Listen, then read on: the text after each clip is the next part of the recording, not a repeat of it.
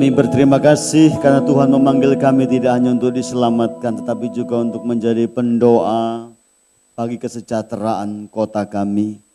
Kami bersyukur karena kami menjadi bait Allah, di mana Allah tinggal dalam hidup kami. Dan kami bersyukur kalau kami saling mendoakan satu sama yang lain.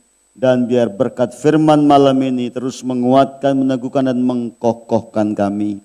Sekarang berbicaralah Tuhan atas kami, dan biar firman yang hidup yang ditaburkan atas kami tinggal dan hidup dalam hidup kami orang-orang percaya. Di dalam Kristus firman yang hidup kami berdoa dan bersyukur, dan kami siap diberkati oleh Tuhan. Haleluya. Amin. Silakan Bapak Ibu Tuhan berkati. Selamat sore, salam. Haleluya. Sore hari ini kita akan belajar meneruskan tema gereja kita tentang doa.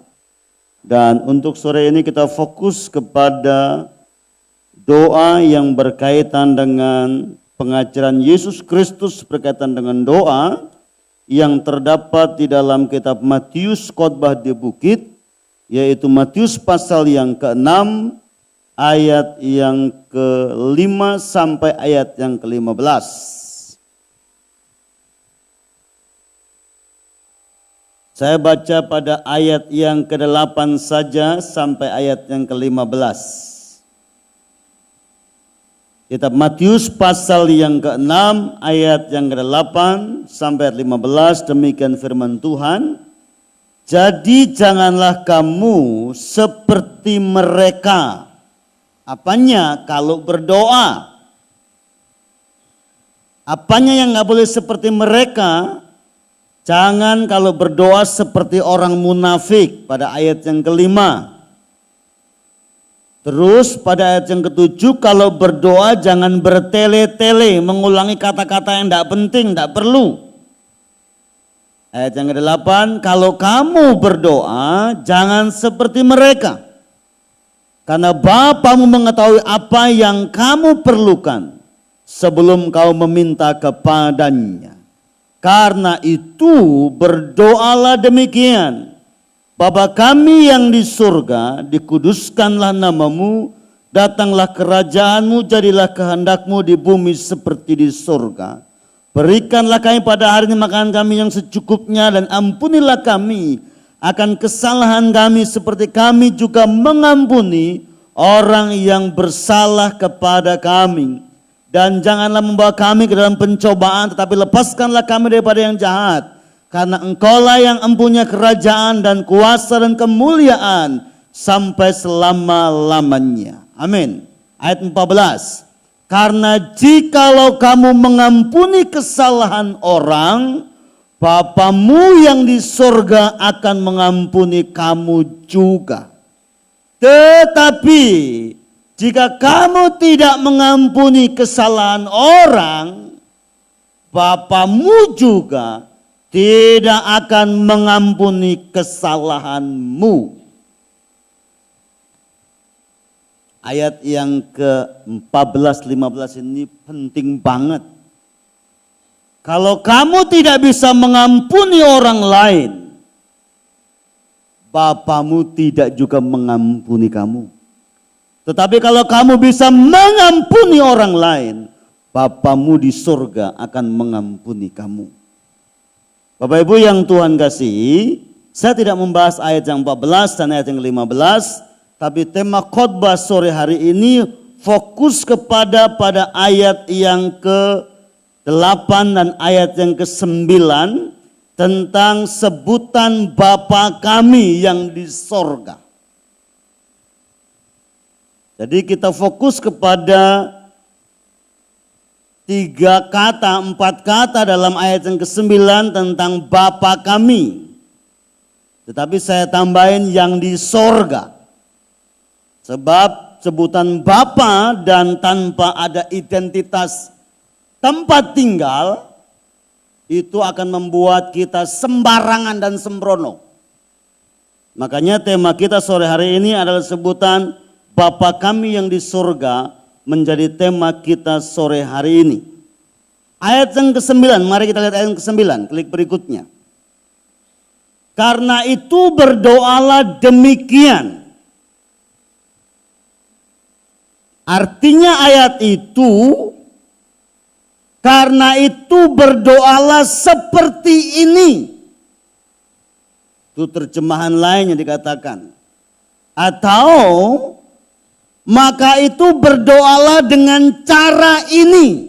Jadi ada kata-kata karena itu berdoalah demikian. Itu terjemahan yang lain dikatakan berdoalah seperti ini.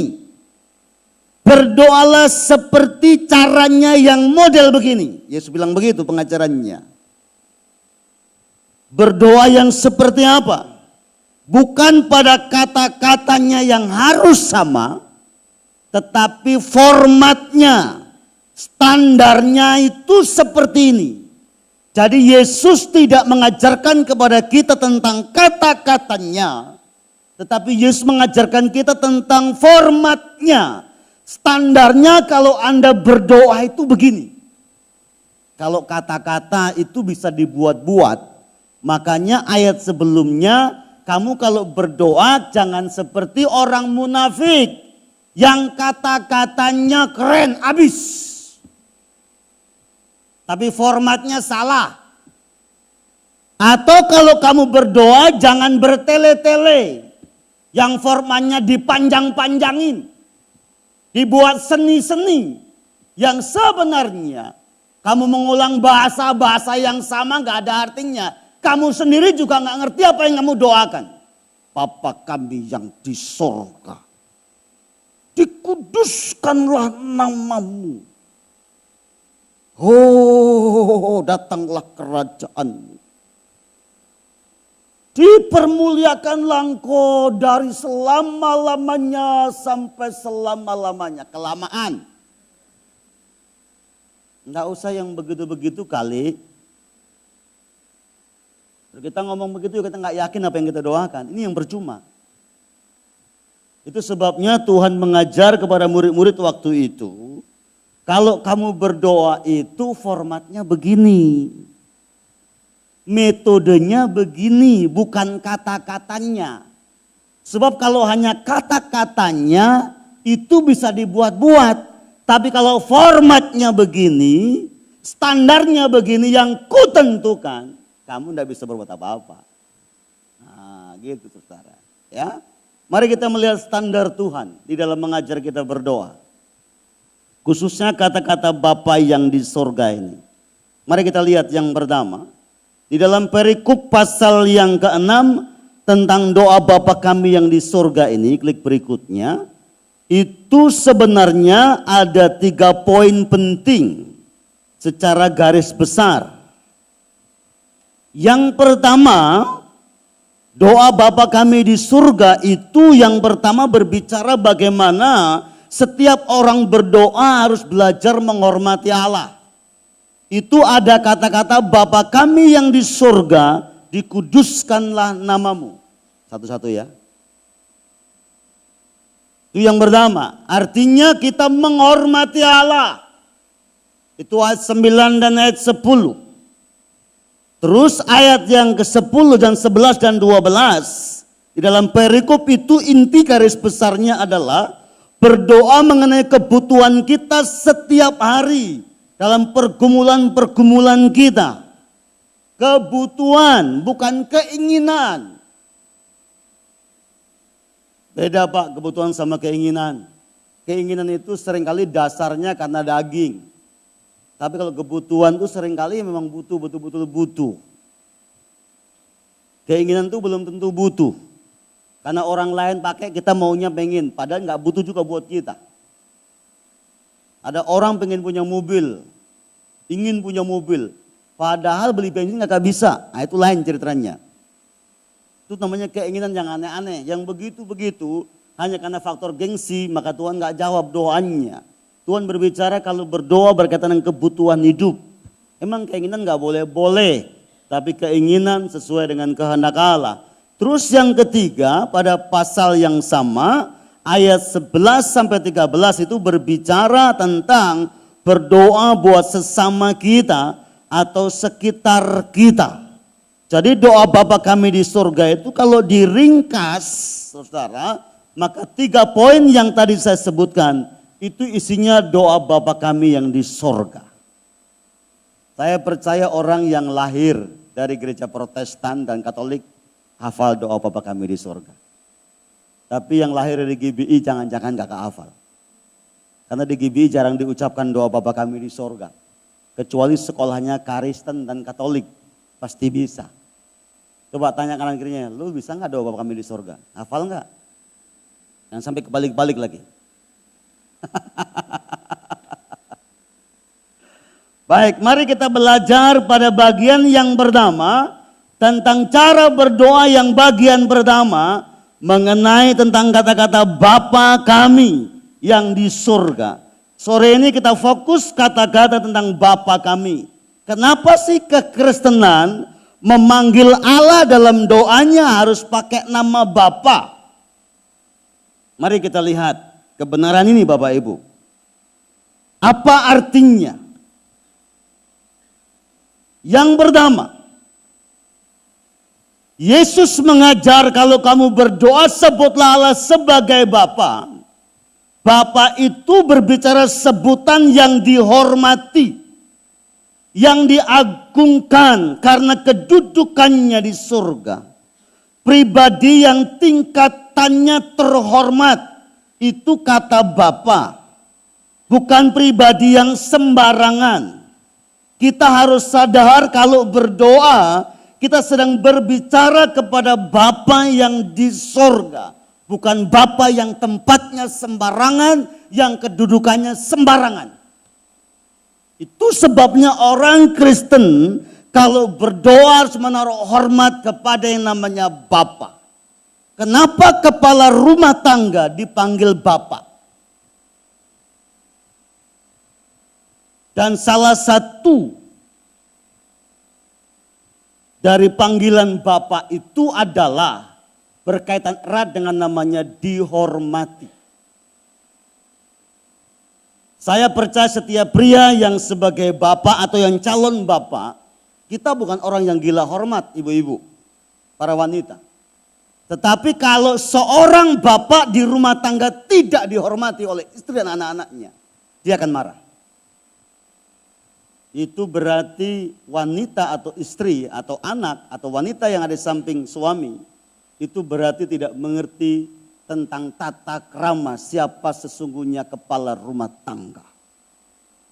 Jadi yang namanya bapak itu di rumah tangga harus dihormati. Oleh siapa? Oleh istri dan anak-anak. Bapak itu berbicara kehormatan. Makanya kalau ada istri tidak menghormati suami, suami bisa jadi penghormatan di tempat lain. Halo, istri-istri. Jangan kalau Anda para wanita, saya bukan membela pria. Ini memang Alkitab bilang begitu. Kepala dari rumah tangga itu adalah suami. Suamimu disebut Bapa. Gelar Bapa itu sama dengan Allah di surga. Selayaknya lah gelar Bapa yang melekat pada suami itu dihormati. Alkitab berkata kalau kau menghormati bapamu, panjang umurmu di bumi. Bukan panjang usus, panjang umur. Kalau ususnya panjang, umurnya nggak panjang juga untuk apa? Malah bikin cepat mati. Jadi saudara yang Tuhan kasihi, sebutan Bapak itu berkaitan dengan penghormatan. Halo bapak-bapak. Betulkah Anda adalah orang yang layak dihormati bapak-bapak? Coba suara keras-keras. Betul. Istri-istri, wanita-wanita jangan sekali-kali meremehkan suami. Dia akan sakit hati. Mentang-mentang gaji istri lebih besar dibanding suami, terus suami direndahkan dan tidak dihormati. Wah, ngeri men. Rusak dunia rumah tangga.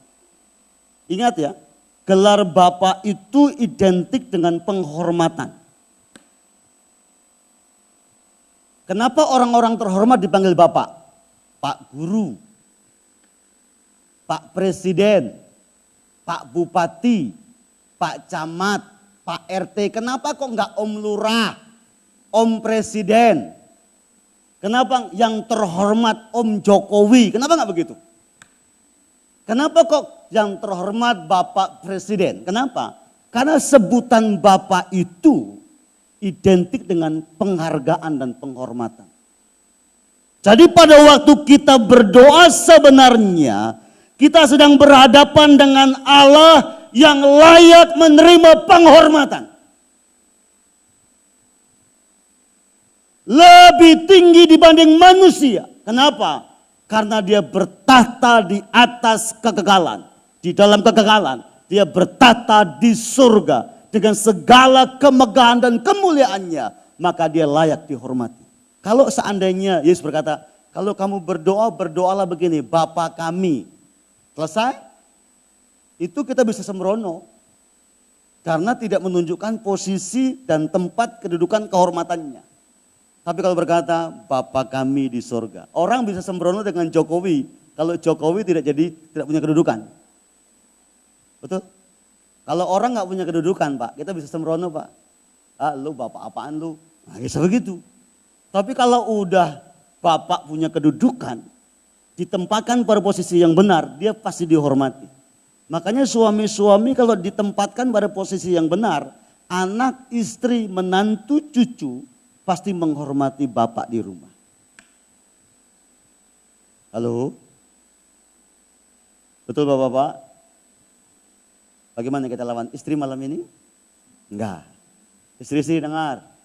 Suamimu itu dipanggil bapak, itu identik dengan layak dihormati. Amin. Ini pengajaran firman. Jadi kalau kita datang kepada Tuhan berdoa, kita harus menyatakan engkau Bapa yang baik. Engkau layak dihormati. Formatnya begitu. Tidak boleh datang sembarangan bro. Tidak boleh. Ibadah ini bentuk format kita berdoa kepada Allah. Jadi saudara yang namanya doa itu tidak hanya sekedar doa pribadi di rumah. Tidak sekedar berdoa syafaat di gereja. Yang namanya kegiatan perjumpaan dengan Tuhan. Itulah bentuk kita berdoa di hadapan Allah. Sore ini kita sedang berdoa di hadapan Allah, di hadapan Bapa yang terhormat. Jadi kalau saudara sore ini sedang berdoa, beribadah kepada Bapa yang terhormat dengan cara main-main. Itu menunjukkan bahwa kita tidak kenal Bapa kita yang terhormat yang tinggal di surga itu. Itulah sebabnya sore ini saya berharap kita paham betul bahwa kita sedang berhadapan dengan Bapa yang terhormat. Bapa yang di sorga, yang layak dihormati untuk selama-lamanya. Formatnya kalau Anda beribadah, formatnya kalau Anda berdoa adalah agungkan Tuhan, muliakan Allah, dan tinggikan Dia, hormati dalam segala aspek kehidupan. Itu yang pertama. Yang kedua, sebutan Bapa artinya adalah ada hubungan yang sangat dekat, yang sangat erat antara anak dan Bapa, antara umatnya yang disebut anak dan Allah. Sebutan Bapa itu sifatnya kekal, demikian juga sebutan anak itu sifatnya kekal. Saudara, di dalam dunia ini agama yang menyebut pengikutnya sebagai anak itu setahu saya hanya agama Kristen. Pengikutnya disebut anak. Terus setahu saya, nanti kalau salah tolong dibetulkan. Setahu saya, agama di Indonesia ini yang menyebut Allah sebagai Bapa hanya orang Kristen.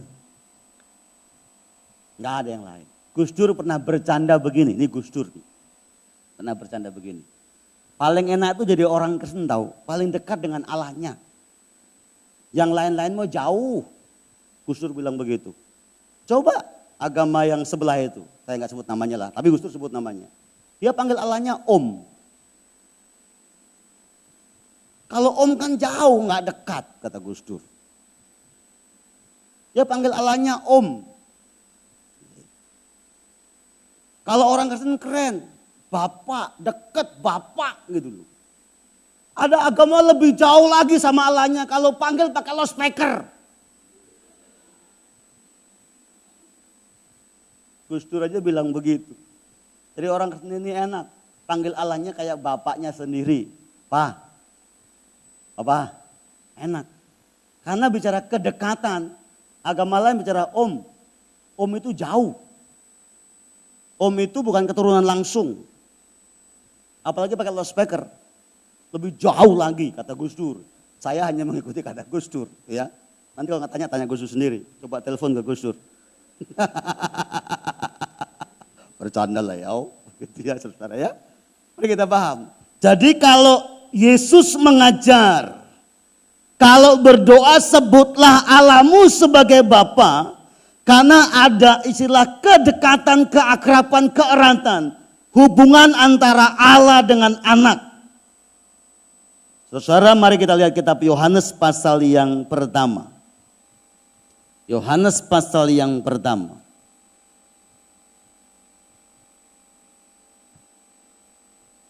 Yohanes pasal yang pertama ayat yang ke-12.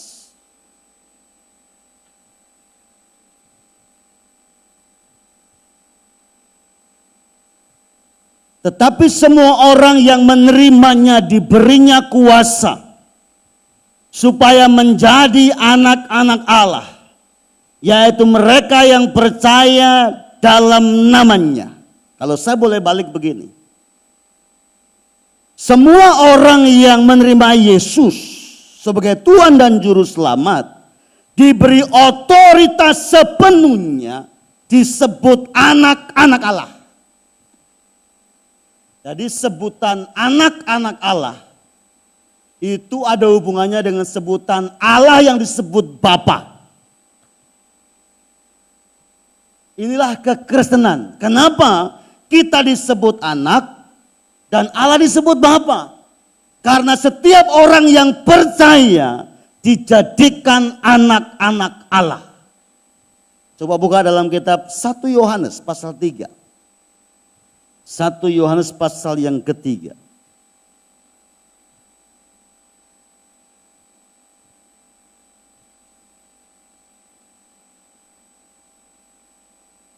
Ayat yang ke-9.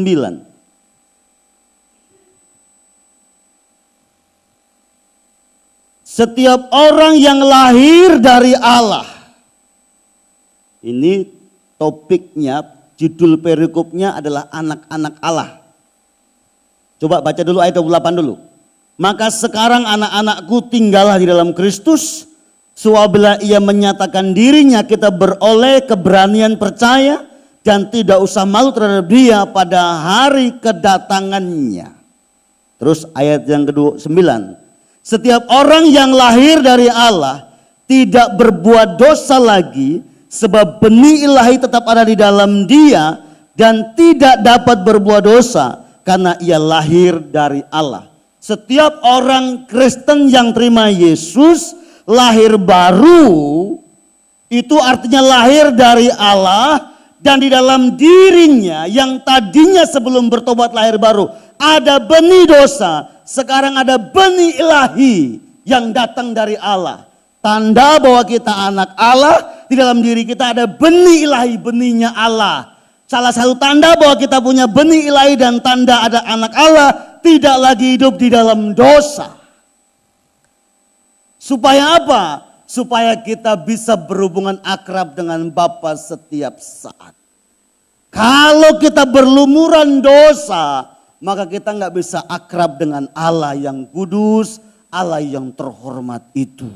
Karena kita ini berhubungan akrab dengan Bapa setiap saat, setiap hari. Dengan keberanian kita menjumpai Allah setiap saat. Maka Yesus mengampuni dosa kita. Menghalau segala benih dosa. Menggantikannya dengan benih ilahi. Supaya kita hidup kudus, tak bercacat, tak bercela. Setiap saat kita bisa menjumpai Bapa kita di sorga. Amin. Ini tujuannya. Jadi sebenarnya ya kalau kita analogikan begini. Saya ini anak Allah Karena saya telah dilahirkan oleh Allah, dilahirkan kembali oleh Allah lewat kelahiran pertobatan dan kelahiran baru. Di dalam hidup saya nggak ada lagi benih dosa. Yang ada adalah benih ilahi yang disebut benih ilahi, tanda bahwa saya anak Allah. Itu sebabnya di dalam kitab Ibrani dikatakan kita sewaktu-waktu bisa menghampiri Bapa kita tanpa merasa malu, tanpa merasa salah, karena benih ilahi itu ada pada kita. Saudara, tentunya saudara panggil saya Bapak. Dengan anak saya panggil Bapak beda, Pak. Beda. Di sini Ibu Damai panggil saya Om Untung atau Pak Untung? Pak Untung.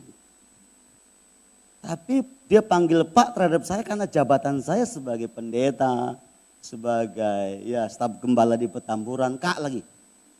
Bapak, oh iya Bapak, saya pikir Kak. Saya dihormati karena dia panggil Bapak, sebatas menghormati karena saya Bapak. Bapak gembala, Bapak pendeta.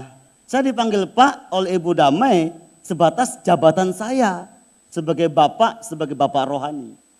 Tapi kan saya nggak pernah tidur sama Bu Damai, tidak pernah duduk sama Bu Damai ngobrol panjang-panjang, tidak pernah saya harus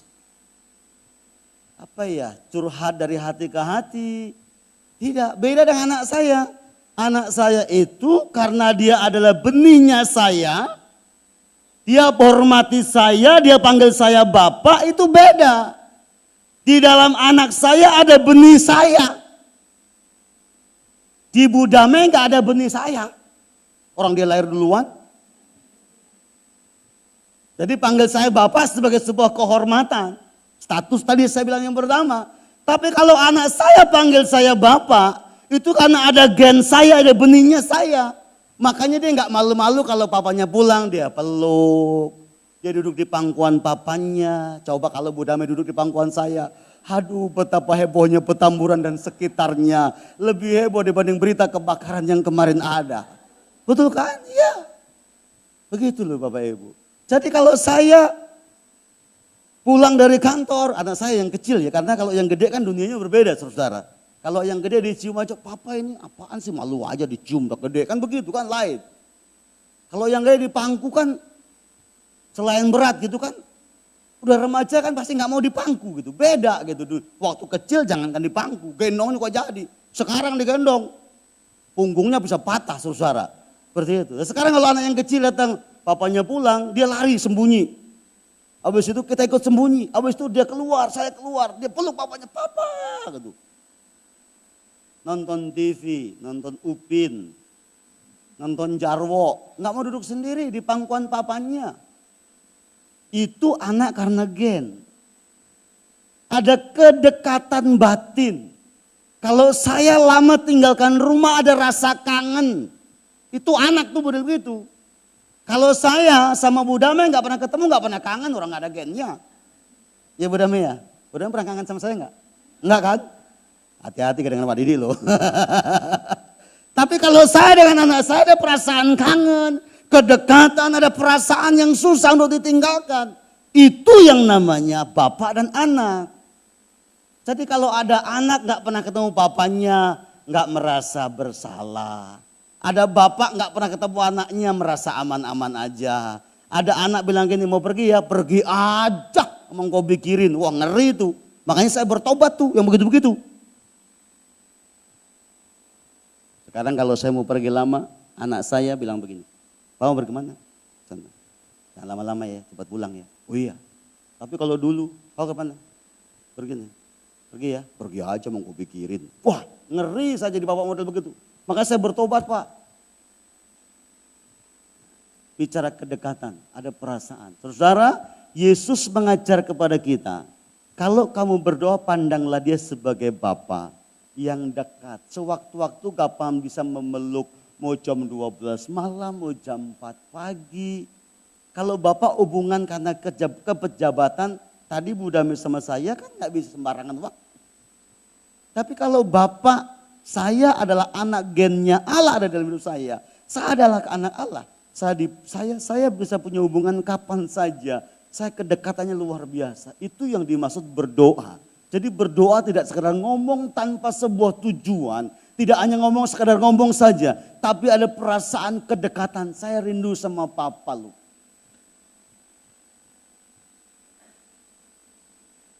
Kemarin saya ikut mengubur seseorang. Saya hadir saja. Terus habis penguburan, saya hanya hadir. Terus di situ anaknya, dia bilang begini, saya bersyukur Pak Untung, saya sampai airport tunggu pesawat, saya dapat telepon, mama meninggal. Saya bersyukur. Dia pulang ke Belanda. Dia langsung pulang ke Rawamangun, jumpai mamanya. Dia bilang begini, saya bersyukur mama mati di pangkuan saya. Karena kedekatan saya dengan mama luar biasa. Itu mamanya yang meninggal tuh, papanya udah meninggal duluan. Jadi kalau yang namanya hubungan antara bapak dengan anak itu, ada apa ya, ada perasaan yang tidak bisa dibohongi. Ada perasaan yang lengket, kuat dan Tuhan bilang begini loh, cobalah lihat Allah, pandanglah Allah, kalau berdoa itu curhat aja gitu loh. Ada kan anak-anak yang suka malu-malu curhat sama papanya ya. Gitu. Tapi ada anak-anak main ngomong aja, minta ini dong. Ngomong aja. Karena kedekatan. Ada anak-anak yang malu-malu kalau ngomong sama papanya, mau minta aja malu gitu ya. Pakai mamanya, tolong dong mintain ke papa dong. Itu berarti ada sesuatu yang tidak beres. Tapi anak yang punya hubungan dekat dengan bapak, besok beli ini ya. Pak, jangan lupa beli ini ya. Hubungan yang dekat begitu loh. Ada perasaan begitu. Nah, agama di dunia ini, Pak Bu, dengar baik, ini penting. Agama di dunia ini yang mengajarkan kedekatan antara pengikut dengan tuannya, itu hanya kekristenan yang mengajarkan kepada umatnya ada kedekatan yang sangat luar biasa. Kenapa? Karena Allah telah buktikan cintanya kepada dunia, rela mati bagi kita. Saya mau tanya begini, Yesus itu, Bapak kita itu merelakan segala-galanya untuk kita. Jadi kalau Bapak tidak punya kekuatan dekat dengan anak, tidak mungkin Bapak mengorbankan segala-galanya. Kenapa Bapak mau mengorbankan segala-galanya? Karena pengen dekat dengan anak-anaknya. Wow, itu sebabnya Yesus mengajar kepada pengikutnya. Kalau kamu berdoa jangan kayak orang Farisi. Hanya bibirnya doang yang pintar ngomong, hatinya nggak dekat dengan Allah. Makanya Yesus pernah mengatakan kepada orang Farisi, kamu ini memuji Allah hanya di bibir saja. Hatimu jauh dari Allah. Kamu hidup dalam kemunafikan. Yang namanya hubungan anak dengan bapa itu bicara tidak hanya bahasa, tapi kedekatan hati. Bapak Ibu yang Tuhan kasihi, bapak yang sering tinggal di rumah bersama anaknya itu berbeda dengan bapak yang jarang pulang ke rumah. Beda Pak, pesannya beda. Tadi pagi saya tanya sama salah satu anak muda di gereja di Citra Grand. Saya bilang gini, papamu tiap berapa hari sekali telepon ke rumah? Ya sekarang seminggu sekali om. Papanya ini WL di gereja kami, dia kerja di Amerika. Ya enggak mesti om, seminggu sekali, kadang-kadang enggak, kadang-kadang ya gitu loh. Terus kirim uang? Ya sebulan sekali, banyak enggak? Lumayan sih om. Cukup enggak kalau papa kirim uang sama SMS? Lebih enak mana ditungguin papa? Lain lah om, enak tungguin papa lah. Enak ditungguin papa. Tapi kadang di dunia sekarang ini, udah papa nggak nungguin, nggak pernah SMS, nggak pernah kirim duit, kurang ajar tuh bapak. Ya, mari kita paham ini Bapak Ibu. Jadi kami berharap, cobalah pandang bahwa Allah kita itu Allah yang luar biasa. Dia Bapa yang baik, kau Bapa yang mengasihiku. Kuasamu memulihkanku. Betul? Iya. Jadi sekali lagi, bahkan di dalam materi, di dalam renungan inspiratif dari Pendeta Sugiono, dikatakan di sana bahwa kita ini adalah ahli waris. Disebut anak-anak yang disebut ahli waris. Wow, luar biasa. Jadi sekali lagi, kalau kita diajar Yesus menyebut Bapa sebagai Allah, karena ada kedekatan bukan karena bahasa, tapi karena perasaan, karena gen. Karena ada benih Allah dalam hidup kita. Anak yang tidak bisa diputuskan. Kalau salah satu putus hubungannya, ada perasaan kangen, perasaan rindu. Itulah sebenarnya yang dimaksud dari doa Bapa kami yang di surga. Yang ketiga, yang terakhir. Jadi kalau saudara berdoa tidak usah malu-malu sama Tuhan. Tapi harus penuh hormat. Dia Bapa kita yang baik. Yang ketiga. Sebutan doa dengan bahasa Bapa kami. Yesus mau memberitahu kepada kita bahwa Allah yang disebut Bapa itu adalah Sang Pemelihara. Sang Penjaga. Dia Allah yang disebut Bapa itu Sang Perawat. Dia gembala yang baik. Menjaga, merawat, memelihara domba-dombanya. Dia yang melindungi. Dan dia yang bertanggung jawab atas keberlangsungan anak-anaknya. Itulah sebabnya dia disebut Bapa. Karena dia memikirkan masa depan anak-anaknya. Dengar, yang ketiga.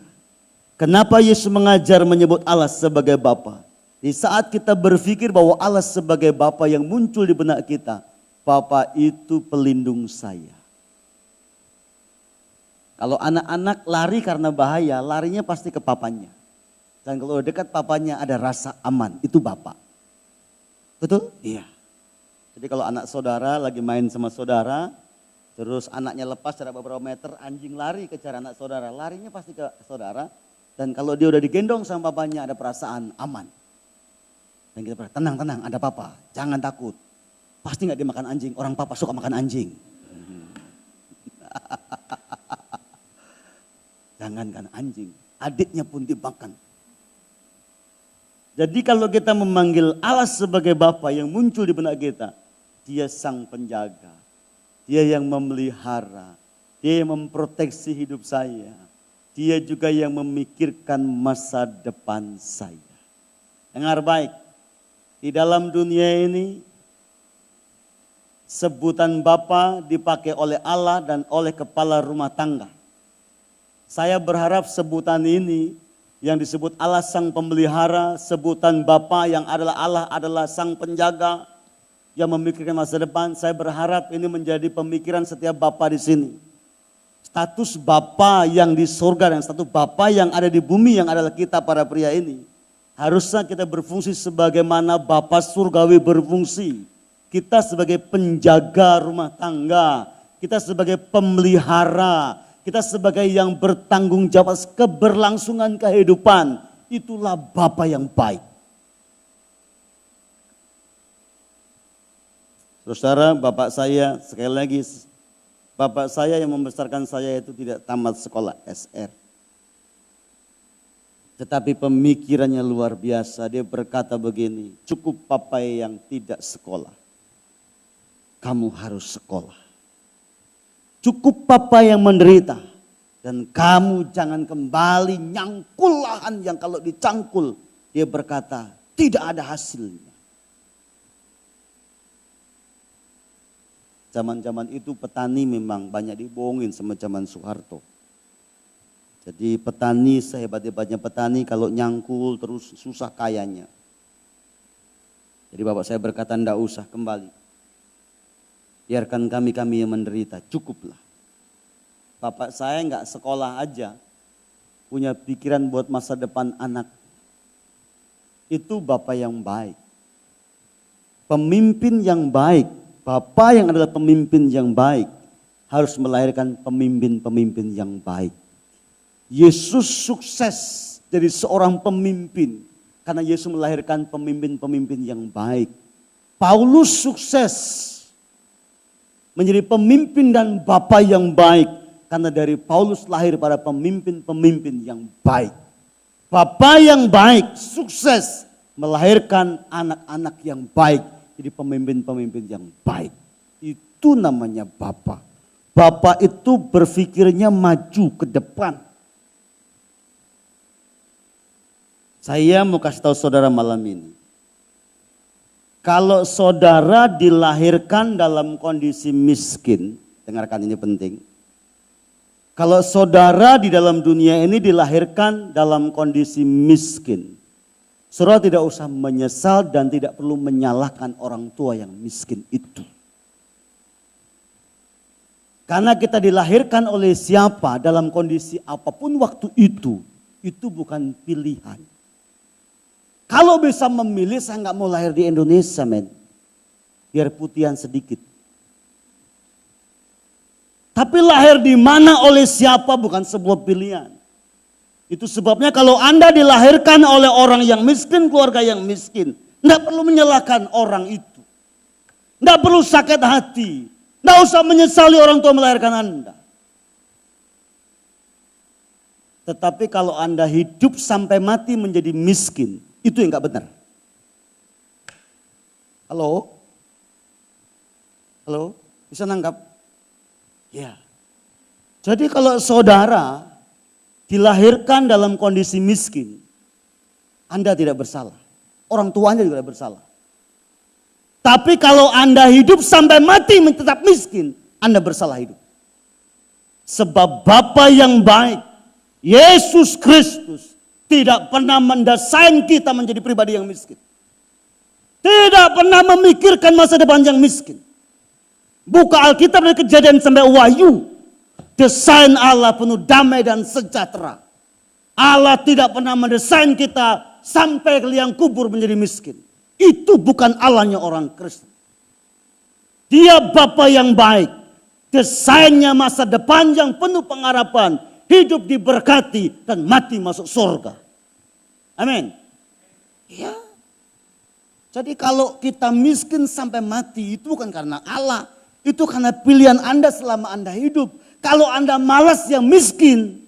Tapi kalau Anda rajin bekerja. Sungguh-sungguh dengan Tuhan pasti diberkati. Kitab Yeremia berkata. Aku mendesain masa depan yang penuh apa? Damai dan sejahtera.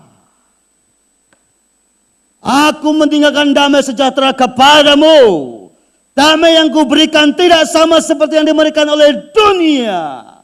Kalau engkau ikut aku keluar masuk pintu melalui aku, kamu akan menemukan padang rumput yang hijau. Air yang tenang. Akulah gembala yang baik. Gembala yang baik membaringkan domba-dombanya. Membawa ke rumput yang hijau. Ke air yang tenang. Kalau jatuh tidak sampai tergeletak. Bukankah itu desainnya Allah. Masa depannya Allah. Jadi sekali lagi Bapak Ibu. Bapa yang baik, Bapa yang normal. Tidak pernah mendesain masa depan anak-anaknya. Tidak baik. Setuju? Setuju? Iya. Saya tidak boleh berikan sama sana. Cukup nak. Nak cukup papamu ini sopir mikrolet. Kamu tidak boleh lebih dari papa. Kalau papa sopir mikrolet, kamu cukup jadi keneknya mikrolet. Kamu nggak boleh saingin papa. Itu bapak yang tidak baik. Bapak yang baik berkata begini. Nak papa lihat, kamu lihat papa. Papa tiap hari jadi sopir mikrolet ke Bayoran Lama, Tanah Abang bolak-balik. Tiap hari ada 7 kali balik.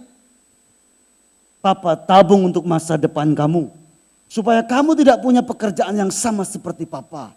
Supaya pekerjaanmu lebih baik. Nanti kamu tidak bawa mikrolet. Kamu masuk kantor pakai dasi. Papa ini kerja 20 tahun tidak pernah pakai dasi. Kecuali papa ini kolektan. Itu syukur-syukur ada peraturan pakai dasi. Saya mau kamu nanti masuk kantor pakai dasi. Papa nggak punya kantor. Pulang dari kerja langsung ke dapur, ke store sama mama. Saya mau nanti kalau kamu dapat uang tidak pakai cash, pakai bank. Wah, keren kan? Bapak yang baik itu begitu. Halo? Bapak yang baik memikirkan masa depan anak-anaknya. Paulus berkata, engkau akan menjadi ahli warisku. Paulus berkata, kita ini ahli-ahli waris. Memiliki kekayaan surgawi. Yesus berkata, gua ke surga ya. Entar nih, kalau surga udah selesai gua buat, gua bikin, gua balik, jemput kamu. Jemput lo ya. Entar gua ada, lo ada di situ sama-sama gua nih. Di surga. Tuh. Yesus aja berpikir tempat tinggal kita di masa yang akan datang. Supaya kalau kita masuk surga punya tempat tinggal. Kita belum mati, ya sudah memikirkan masa depan kita. Abraham belum mati. Tuhan bilang begini kepada Abraham, Abraham, keturunanmu keempat nanti. Kejadian 15. Keturunan kamu yang keempat, Abraham, akan memelihara kamu di masa tua kamu. Sehingga keturunanmu dan masa tuamu ada yang pelihara. Keturunan keempat itu namanya Yusuf. Betul? Iya. Allah itu Bapak kita berpikir jauh ke depan. Bapak, mari kita berpikir. Buat orang-orang kita di rumah berpikir jauh ke depan. Anak saya yang besar tahun ini tamat SMA. Dia mulai buka-buka internet, mulai bilang, "Pak, kuliah di mana? Pak punya duit enggak?" Dia tanya papanya begitu. Karena dia mengkhawatirkan papanya jangan-jangan. Dia bilang, kuliah saja mana yang kamu suka. Dan kira-kira masa depan kamu baik. Kalau mau jadi pendeta di Petamburan, enggak mau jadi pendeta. Kerja banyak, duitnya sedikit. Oh ya, trauma lihat pendeta. Tapi tidak semua pendeta yang seperti itu. Saya mulai memikirkan, saya mulai buka internet, saya tanya perguruan A, perguruan B, perguruan C. Saya mulai cari, ada nggak yang beasiswa, ada nggak yang dapat diskon. Saya mulai buka satu-satu, saya kasih tahu anak saya. Nah ini begini, nah ini begini, nah begini. Mamanya buka internet, mulai browsing satu sama yang lain, lihat kampus-kampus yang anak saya mau ambil, mulai berpikir. Hei, Bapak yang baik itu mendampingi anak, ikut sertakan anak, menyertakan diri kepada anak untuk mendesain sebuah masa depan. Halo? Halo? Ya, kita ini Bapak ini kadang-kadang udah gak pernah ngajarin anak, gak pernah kontrol belajar anak, ngambil rapot juga nyuruh sopir, gak naik kelas kita marah lagi kan, kurang ajar tuh Bapak. Coba bayangin. Nah, saudara dengar baik, ini penting. Bapa yang di surga itu memikirkan kita di bumi dan sampai kepada kekekalan. Itu sebabnya pada waktu kita memanggil Bapa, kita berkata amanlah masa depanku. Pada waktu kita memanggil Bapa, amanlah hidupku. Pada waktu kita panggil Bapa, rasa damai itu ada pada kita. Di saat kita memanggil Bapa, maka kita berkata masa depan pasti ada. Karena Bapakku yang mendesainnya bagi hidupku. Amin. Wow. Jadi Alkitab kita ini mengajar kita. Yesus mengajar kita memanggil Bapa. Tidak sekedar Bapa dan tidak ada artinya. Pada waktu kita memanggil Bapa, ada berkat-berkat yang masuk di dalam benak kita, pikiran kita, iman kita. Dia Bapa yang memberkati masa depan kita. Kiranya renungan firman malam ini memberkati kita. Dan kita selalu memanggil dia sebagai Bapa yang baik. Yang kita hormati, yang memelihara menjaga kita. Mendesain masa depan kita, dan Bapa yang selalu dekat dengan kita. Amin buat firman Tuhan. Mari kita berdiri bersama-sama, kita angkat pujian kepada Tuhan. Kau Bapa yang mengasihiku, kuasamu memulihkanku.